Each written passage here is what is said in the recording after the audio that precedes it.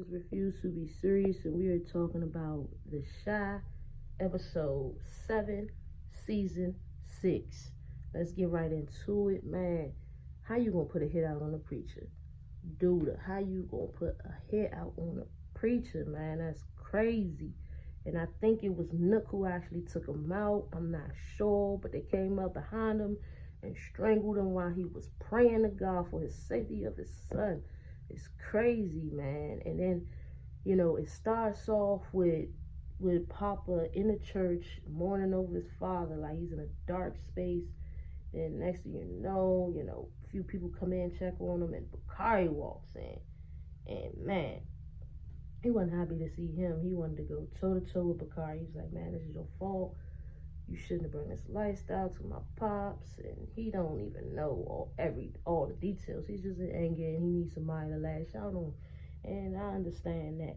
But when Bakari got that, he went back to the other guys and went straight at Nook and them like, you killed my father. Because, that's like a father figure to him. And he was upset, he was furious. And he was ready. But I'm going to tell you something about that little light-skinned boy. That little light-skinned boy been wanting to kill Bakari. Bakari better watch out for that little light-skinned boy that ran with Duda. That man been wanting to kill him since last episode when he was like, what do you want us to do with him? He was like, leave him there. Yeah, because he wanted to do that to him. He ready to do that to him, yeah. And, okay, so 86 all that. How the hell Keisha is upset with Emmett? She's going through therapy. She's going through all of this. And then you go and talk to Nook about it.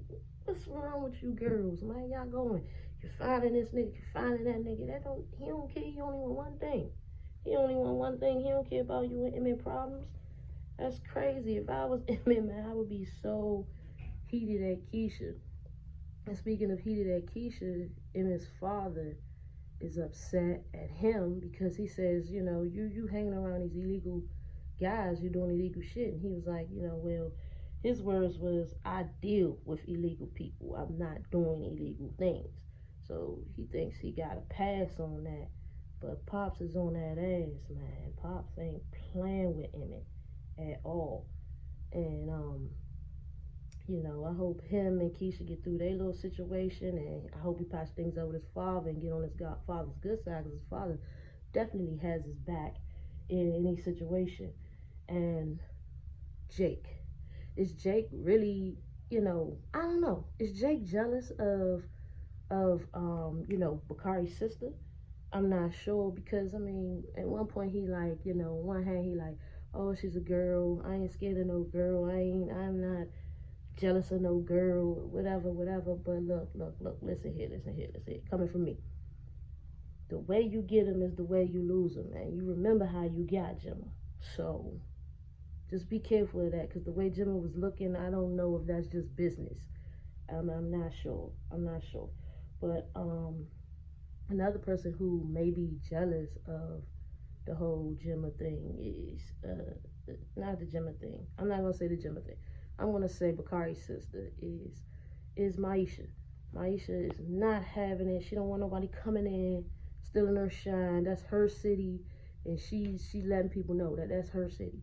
And at first when the girl spit at the party, I said, dang, she got it. She's Chicago, the next big thing. But man, that studio session was something else, man. It was like she was talking to Gemma directly. She wasn't playing with her. Man. I could run that studio session back. I was in the house like, dang, she killing it. You hear me? She killed that. But speaking of that, like, what's up with your boy Bakari? How you gonna get good with Lene? How are you gonna stay good with Lene if you gonna hand her the guns, man? Come on, man. How you gonna give Lene the guns? No one should stand in the house with them women who opened their home to her. Now, if they find those guns, man, they know exactly who it came from. And that will be your last chance, buddy. I don't think you will ever get Lene back if she get caught with those guns. And last but not least, man, Papa's speech at the funeral was off the hook, man. I had a little knot in my throat. It was like, trying not to cry in front of everybody with me. But I looked around, they was crying already. Instead, I was like, damn. You know what I'm saying? The first thing I thought about was my dad. You know, he passed away. I'm sitting there like, damn, Papa. Damn, Papa, I wish I said some stuff that's deep, man.